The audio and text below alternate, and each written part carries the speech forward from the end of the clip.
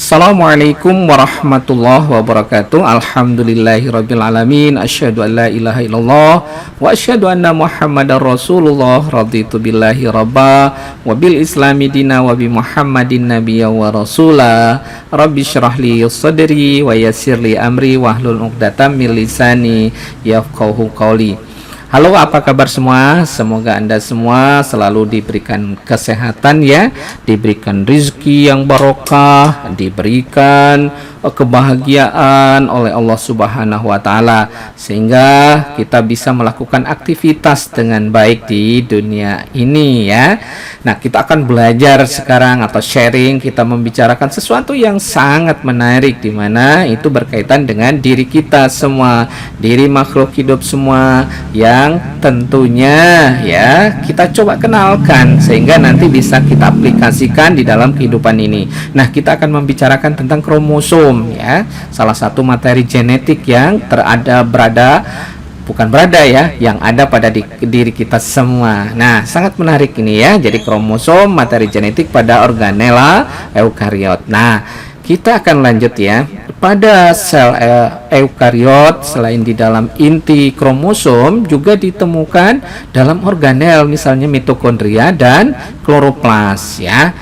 Kromosom dalam mitokondria dan kloroplas mirip dengan yang dimiliki oleh sel-sel prokariot. Itu hampir mirip ya antara sel yang ada di eukariot dan prokariot. Nah, kita akan bicara tentang DNA mitokondria ini. Nah, mitokondria mengandung DNA dalam jumlah yang kecil dibanding pada DNA yang ada pada inti sel. Nah, ini ya di mitokondria itu ada DNA-nya, tetapi jumlahnya lebih kecil.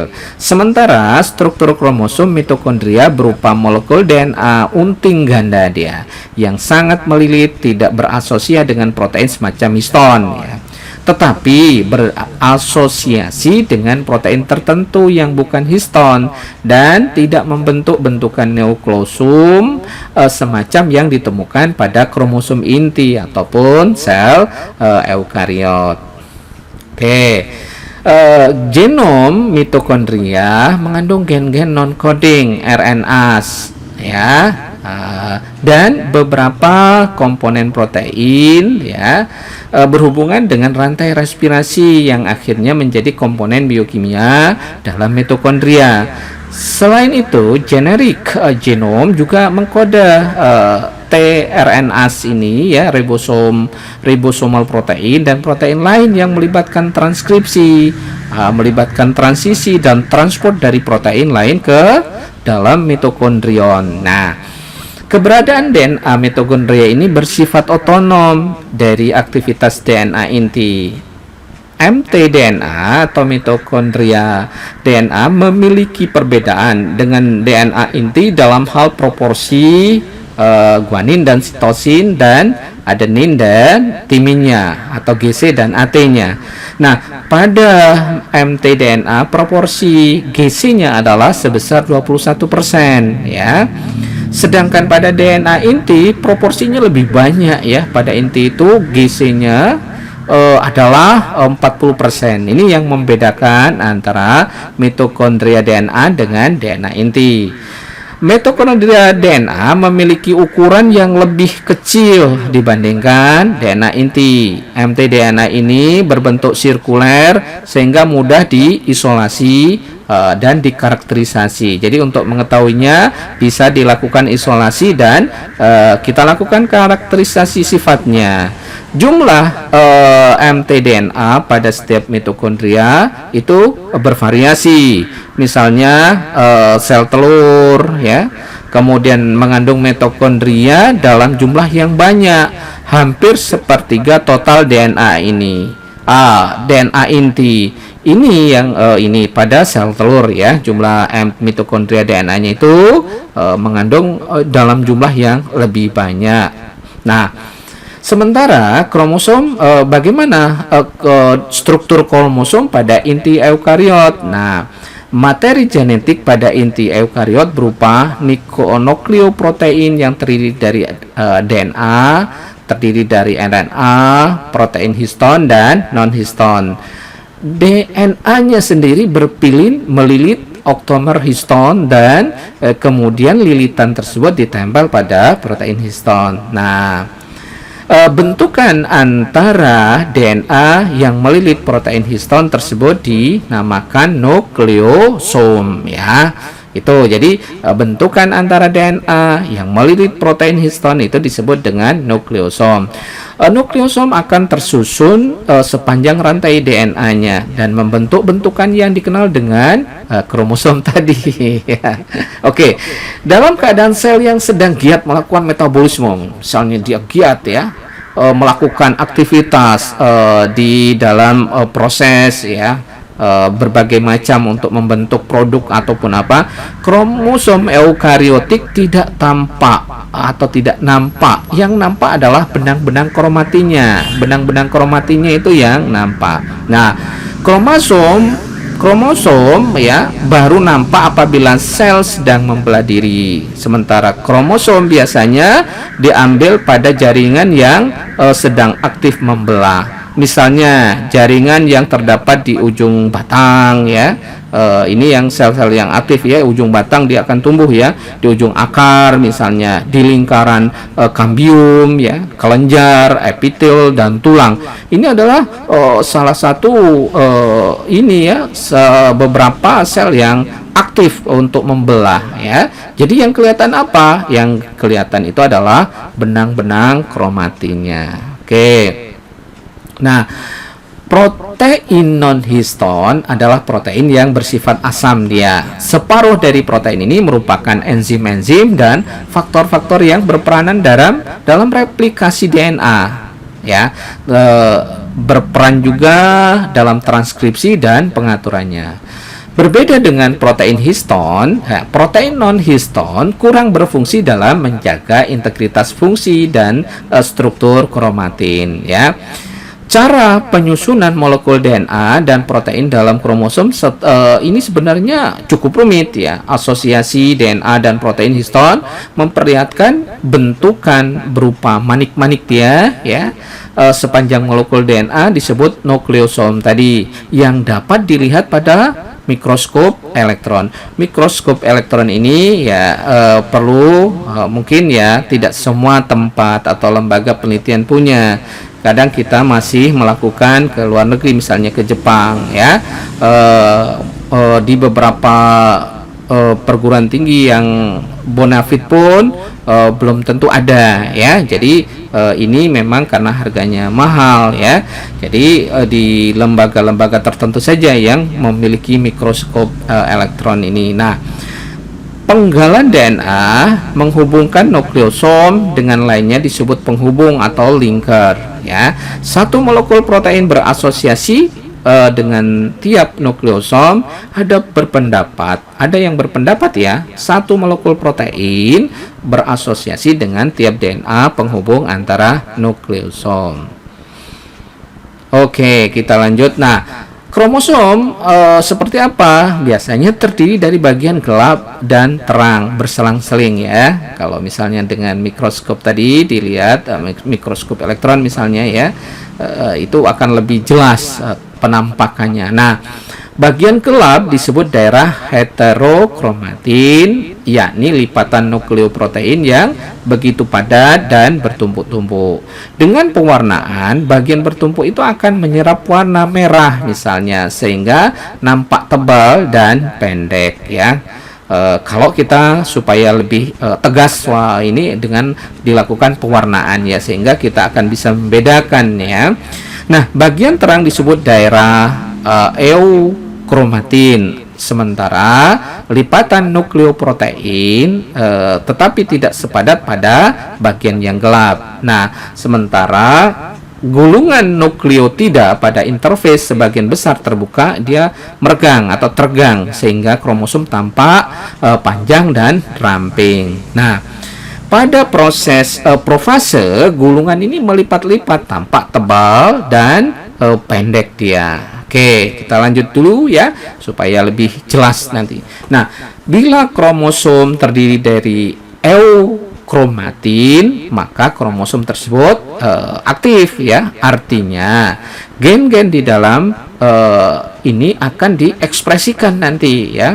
Nah, sedang apabila kromosom mengandung heterokromatin, maka kromosom tersebut tidak aktif. Ini yang membedakan antara kromosom yang aktif dan tidak aktif, atau dikenal dengan sedang tidur ya. Tidak aktif sama dengan manusia atau hewan yang sedang tidur, dia tidak melakukan aktivitas. Artinya gen-gen di dalamnya tidak diekspresikan, tetapi potensi suatu saat dia kalau bangun dia akan diekspresikan. Nah, daerah eukromatin dapat menjadi daerah heterokromatin, dan sebaliknya daerah heterokromatin ini dapat menjadi daerah eurokromatin. Nah, berdasarkan kenyataan ini dapat diketahui bahwa gen-gen yang ada dalam kromosom itu tidak selalu giat melakukan transkripsi, tergantung kebutuhan sel itu sendiri. Ini perlunya mengkondisikan, nanti kan ada faktor lingkungan ya, supaya potensi genetik yang ada di suatu ternak atau hewan atau makhluk hidup itu bisa dimunculkan, sehingga dia bisa menampilkan potensi genetiknya yang benar-benar optimal ya. Bagaimana nanti rekayasanya adalah di lingkungan di sekitarnya. Kalau pada ternak mungkin kita lakukan mulai dari pemuliaan, kita lakukan seleksi sifat-sifat yang baik dan seterusnya, nanti harus didukung oleh lingkungan lagi ya.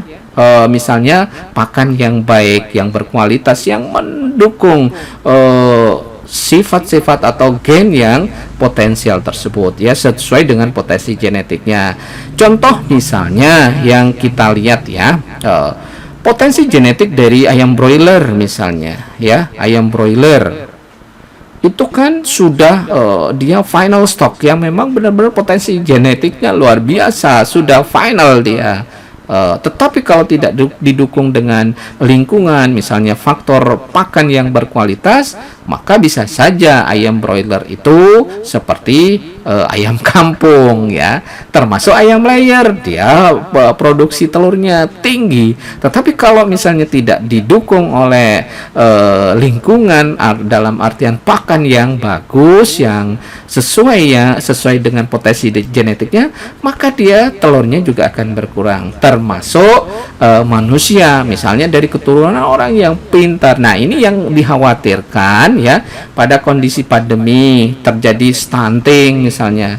Toh kita tidak mau dong keturunan kita itu nanti menjadi IQ-nya menurun atau berkurang atau tidak tampil sesuai dengan potensi genetiknya, maka ini akan menyedihkan sekali ya. Nah, itu hal-hal yang harus dipertimbangkan, bisa diterapkan di dalam kehidupan kita sehari-hari ya. Nah, kita sekarang ini akan membicarakan pada gen ya. Nah, konsep gen berkembang setelah penemuan Mendel nih tentang segregasi dan pemilihan bebas ya. Pada awalnya gen diduga mempunyai beberapa sifat khusus ya. Dikenal dengan Bapak Mendel ini, bapak genetika kita ya. Suatu unit keturunan yang diwariskan dari generasi ke generasi. Ini beberapa pengertian ya. Jadi suatu gen itu apa? Yaitu suatu unit keturunan yang diwariskan dari generasi ke generasi berikutnya. Yang kedua, suatu unit fungsional yang menghasilkan suatu fenotip ya. Yang ketiga, suatu aspek fungsional yang menyebabkan duplikasi sendiri. Nah, berdasarkan perkembangan prinsip genetika dasar dan bermacam-macam pola pewarisan, maka timbul pertanyaan, apa sih yang sebetulnya diwariskan oleh kita atau makhluk hidup atau pada ternak, pada tanaman itu? Yang diwariskan itu apa?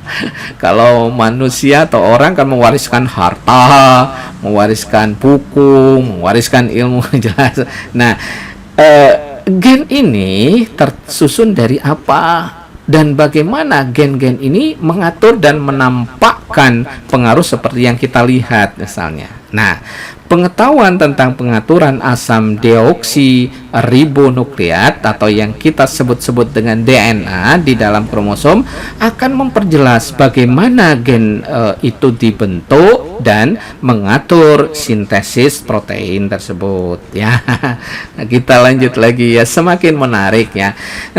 Pengertian gen sebelum ditemukan mikroskop elektron ya dinyatakan dalam gen ini adalah elemen yang terpisah, teratur secara linier seperti manik-manik pada sebuah tali seperti itu sebelum ditemukan mikroskop elektron. Jadi seperti manik-manik lah yang tergambar ya.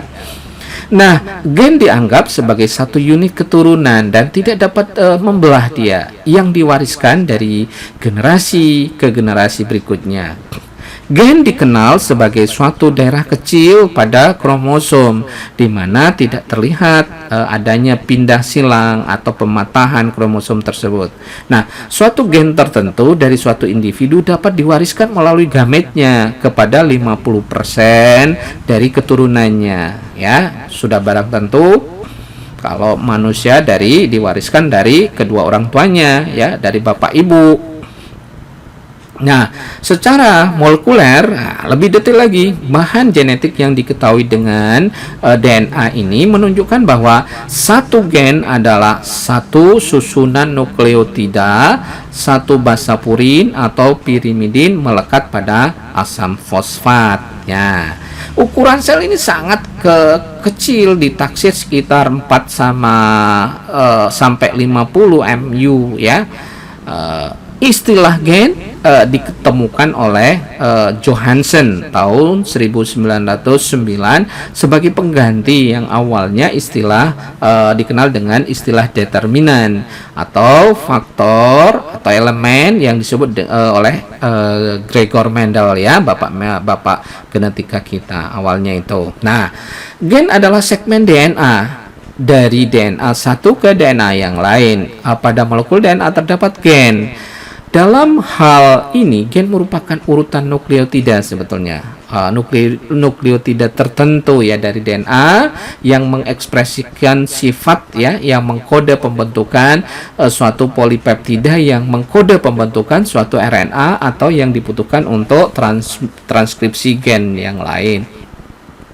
Oleh karena itu, sifat makhluk hidup ditentukan oleh gen ya. Beberapa ahli itu berpendapat demikian ya. Jadi gen adalah bagian dari DNA yang mengekspresikan sifat tertentu. Nah, ini yang dipakai nanti di dalam pemuliaan baik tanaman ataupun hewan. Kita pengen ya sifat-sifat yang baik yang muncul ya, yang dominan dia menampilkan dalam bentuk fenotipik yang baik ya. Kita misalnya pengen tanaman yang tahan kekeringan, tahan yang penyakit, pengen yang produksinya tinggi, termasuk pada ternak ya, terus diteliti ya, dilakukan supaya istilahnya ini kebutuhan untuk manusia akan protein hewani, daging, telur dan lain-lain itu bisa tercukupi ya, karena manusia di bumi ini kan semakin banyak ya, manusia yang harus disuapi semakin tinggi ya, masih terus miliaran ini yang harus dan semuanya butuh makan ya. Nah, bagaimana hubungan DNA, gen dan kromosom? Nah, ini menarik sekali. Secara struktur, gen adalah segmen DNA yang terangkai dia, bersambung, memanjang, membentuk yang namanya kromosom. Ya, Gardner tahun 1991 itu menyatakan bahwa genes are organized into linear array in chromosomes. Ya, itu adalah gen adalah organisasi dari kesatuan ukuran panjang atau segmen yang punya kesatuan arti dalam kromosom tersebut. Nah, jadi gen adalah bagian dari kromosom ya. Jadi gen itu adalah bagian dari kromosom. Gen adalah urutan DNA berasosiasi dengan protein histon, membentuk nukleosom dan berkondensasi membentuk badan yang disebut kromosom. Approximately sekitar 200 ya, nucleotide pair length of DNA ya. Gen menumbuhkan serta mengatur berbagai sifat karakter dalam tubuh ya. Jadi ini gen ini yang menumbuhkan dan mengatur berbagai jenis karakter dalam tubuh.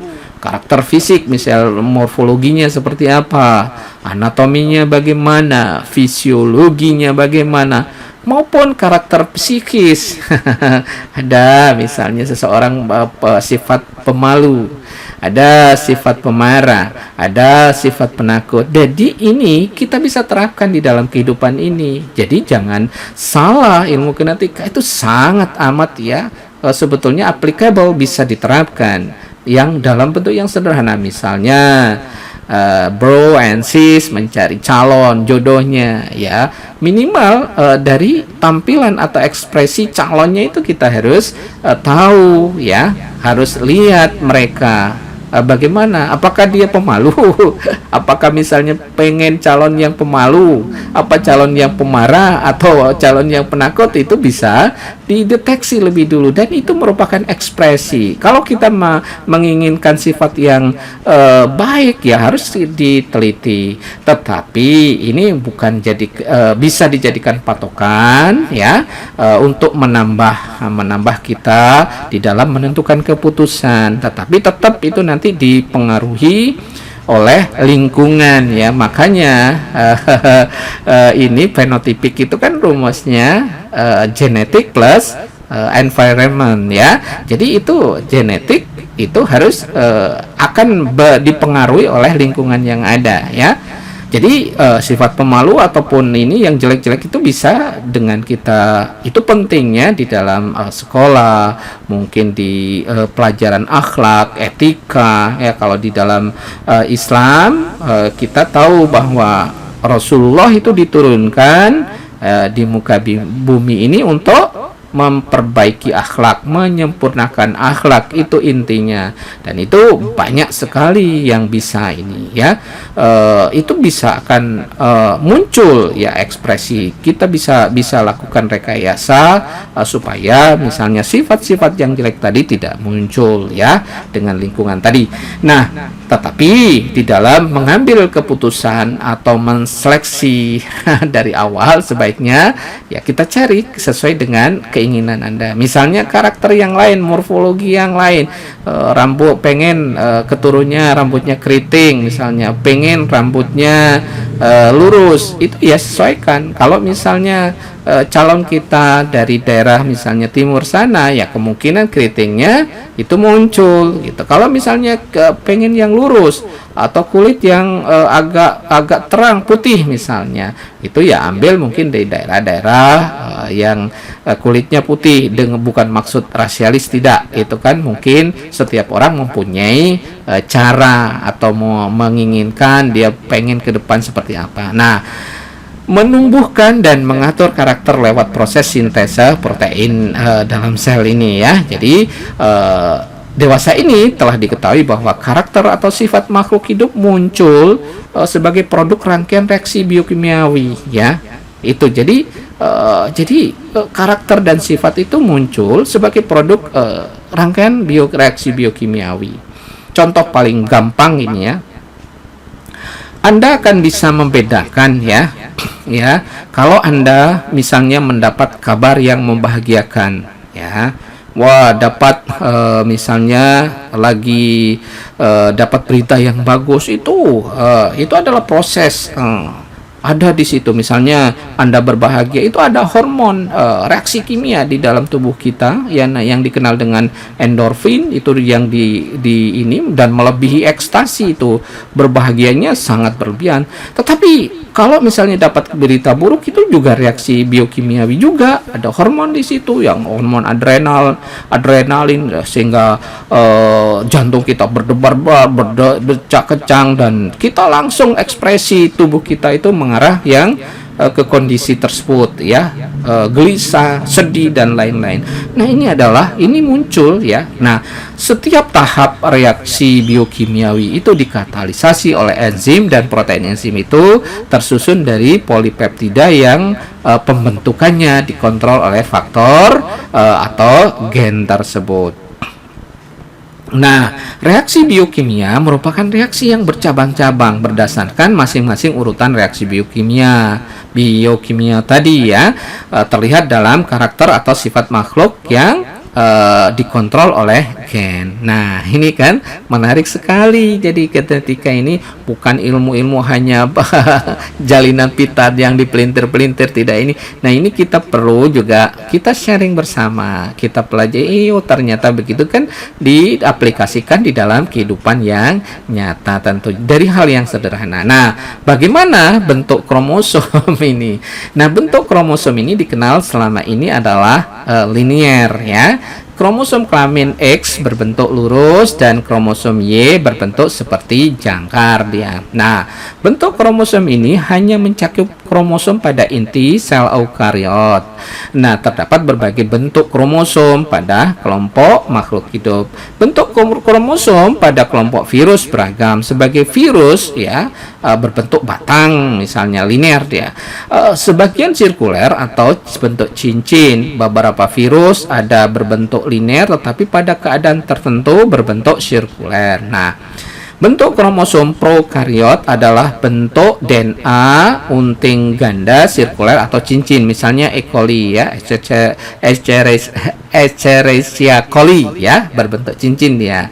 Nah, bentuk kromosom eukariot betapapun atau berapapun jumlahnya adalah berbentuk linear atau batang. Bentuk kromosom pada organela mitokondria dan kloroplas adalah sirkuler atau cincin seperti pada kelompok prokariot ini ya. Kita lanjutkan ya, jumlah kromosom nih ya berbeda-beda ya. Jumlah kromosom virus sebanyak 1 buah berupa molekul DNA atau RNA baik unting ganda maupun unting tunggal, linear ataupun sirkuler. Jumlah kromosom bakteri adalah 1 buah ya. Kromosom bakteri berupa 1 molekul DNA unting ganda sirkuler ya yang berasosiasi dengan protein tertentu. Jumlah kromosom spesies eukariot beraneka ragam baik hewan maupun tumbuhan, diploid ataupun monoploid. Nah, kesamaan jumlah kromosom baik virus, makhluk hidup prokariot dan eukariot bukan indikator dari kesamaan spesies. Ingat ya, kesamaan jumlah kromosom baik virus ya, makhluk hidup prokariot ya, eukariot bukan indikator dari kesamaan spesies. Nah, jumlah kromosom mitokondria dan kloroplas hanya 1 buah berbentuk sirkuler. Banyak kopi DNA pada mitokondria atau kloroplas bukan hanya 1 molekul per organel, misalnya kopi DNA mitokondria dan vertebrata misalnya kisarannya antara 5 sampai 10 molekul per mitokondria. Sementara pada tumbuhan ya kisarannya antara 20 sampai 40 molekul per mitokondria ya. Jadi itu jumlah ya, kisaran ya. Nah, sementara bagian kromosom ya, bagian kromosom yang dijelaskan ini adalah kromosom yang terdapat pada inti sel eukariotik ya selama metafase ataupun metafase mitosis ya.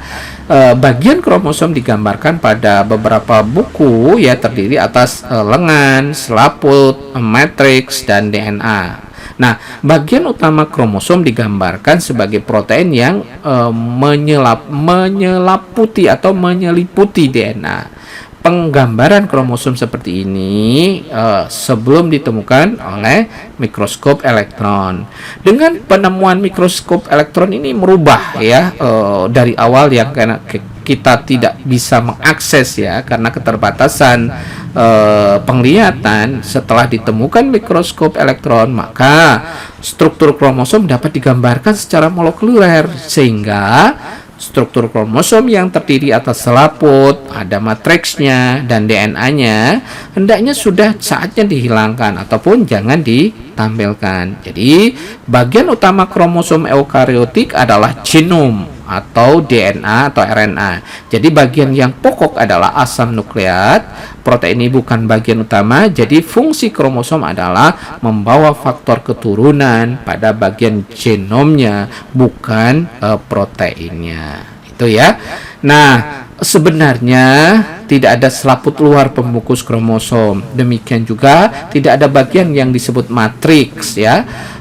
Karena kenyataannya bukan protein yang menyeliputi atau menyeliputi ya DNA, tetapi DNA yang melilit protein histon tersebut ya. DNA-nya yang meliliti protein histon. Selanjutnya kromosom dibagi atas lengan dan sentromer. DNA seolah-olah terhenti pada bagian sentromernya ini. Nah, sementara kromosom adalah polinukleotida DNA yang tersambung atau bersambung memanjang dan tidak terpotong. DNA sendiri sebagai sentromer ya, adalah sebagai penyempitan primer constriction ya.